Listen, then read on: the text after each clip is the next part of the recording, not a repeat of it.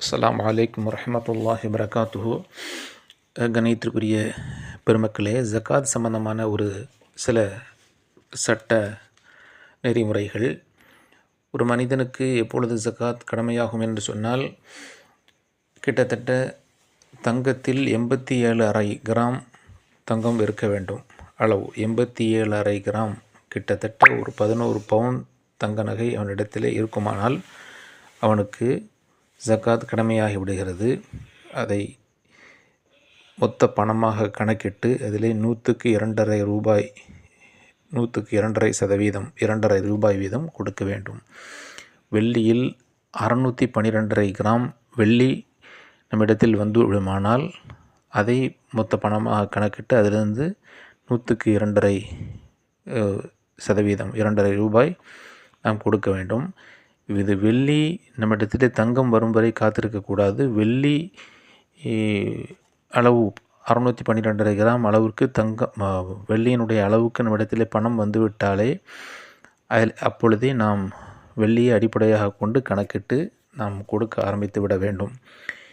இது எப்பொழுது கடமையாகும் என்று சொன்னால், நமக்கு ஒரு வருடம் நம்முடைய கையிலே அது இருந்து ஒரு வருடம் பூரணமாக அது சுற்றி வருகின்ற வரை அது நம்ம இடத்தில் இருக்குமானால் நமக்கு அது கடமையாக்கப்பட்டு விடுகிறது.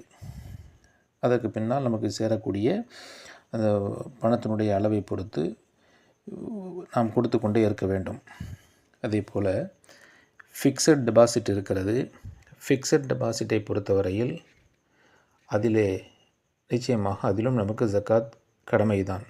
எப்பொழுதும் அது நமக்கு வந்து சேரக்கூடியது என்பதால் அதிலும் நமக்கு ஜக்காத் கடமை, அதில் மாற்றமில்லை. எல்ஐசி நாம் போடுகிறோம், லைஃப் இன்சூரன்ஸ் போடுகிறோம். இதுவெல்லாம் கூடும் என்று நாம் அங்கீகரிக்கவில்லை.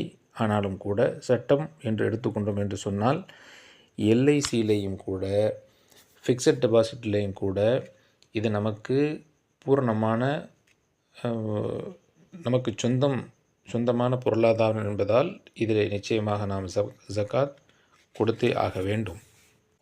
அதே போல் ஹஜ்ஜுக்கு நாம் பணம் சேர்த்து வைத்திருக்கிறோம், வீடு கட்டுவதற்கு பணம் சேர்த்து வைத்திருக்கிறோம், பிள்ளைகளுடைய நிக்காஹுக்காக வேண்டி பணம் சேர்த்து வைத்திருக்கிறோம்.